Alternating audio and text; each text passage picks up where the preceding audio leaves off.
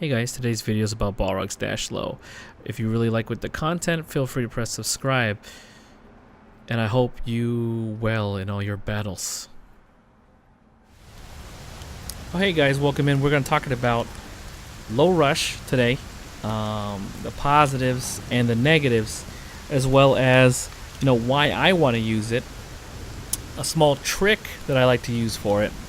And the positives and negatives about what opportunities you're going to have after you hit low rush, and what risks you might deal with after. So thank you guys. This is definitely part of the Balrog introduction series, where we're going to go over every single tool with a little bit more elaboration, right? I think that sometimes we say, okay, this is meaty, and okay, this is the situation, and you kind of infer it from the video. But I think it might be a little bit better if you can get the mindset of what I'm looking for when I land these low rushes, as well as how to set these up, as well as some tricks I like try to put together. So let's begin. Pressing a button and reversaling. So you need to have setups and meaties that focus on these type of activities, and when you have those things, then you'll be able to change between them, because you know that the opponent that you're fighting only has those options.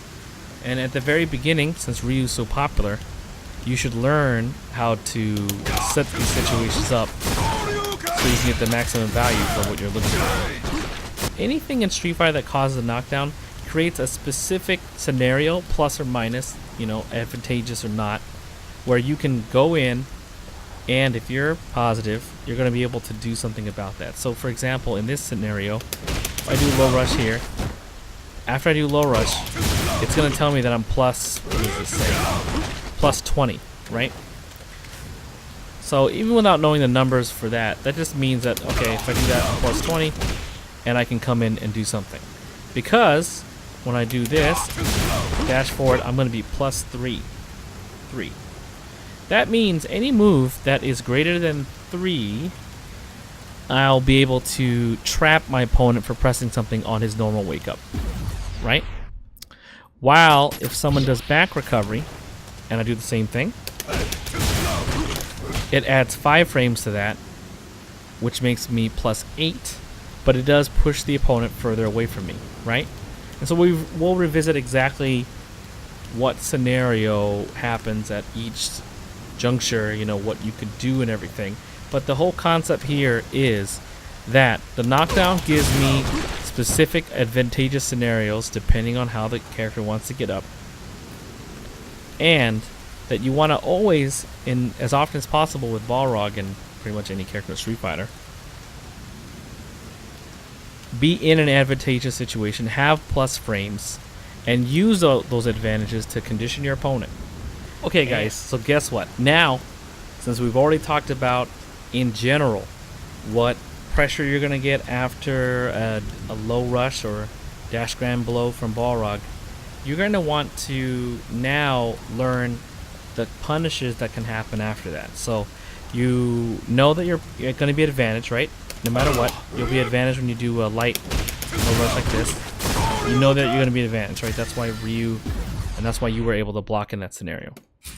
So let's go over what to do if the opponent is going to press a button, which is more common, especially if you're watching this kind of video. Yeah, you're trying to get better.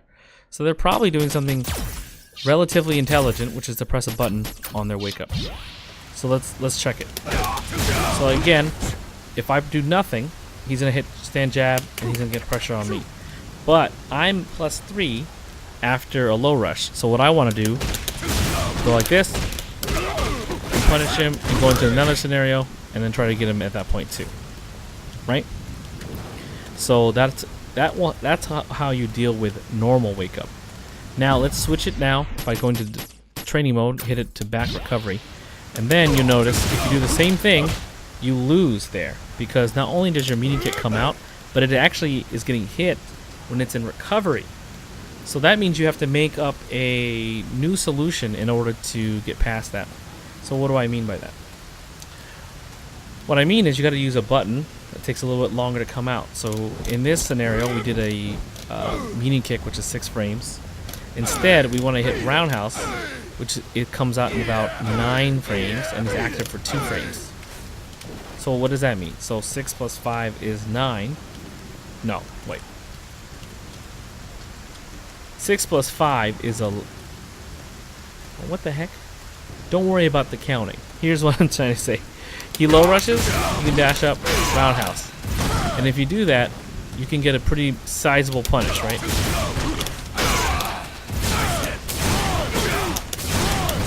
So from a read, you were able to do 343 damage and 530 stun. Just because you did a low rush. So if you add both those things together, right? Let's try to add them together, right? If you add them together, you can just see how much damage that is, right? You do the low rush for 123 and 235 stun. You add that on to the other combo we did for max damage, and you're looking at a big number to put this Ryu or your opponents into the ground.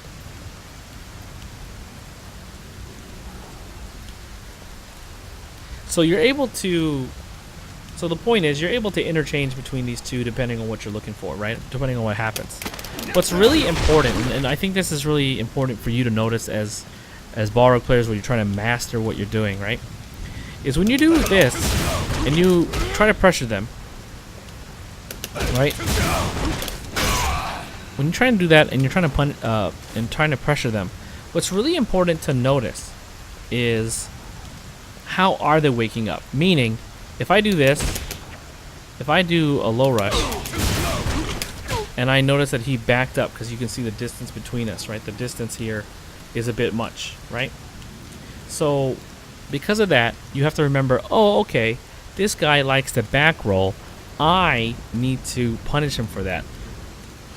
Otherwise, your opponent is waking up, back rolling, and mashing on wake up, and you're doing nothing about it, right? This helps you create a way to do one offensive choice, see what happens after that, and then make the adjustment so that you'll be able to capitalize on your plus frames. Because you did hit them. You did knock them down. You got to be able to see what they're doing and then punish them.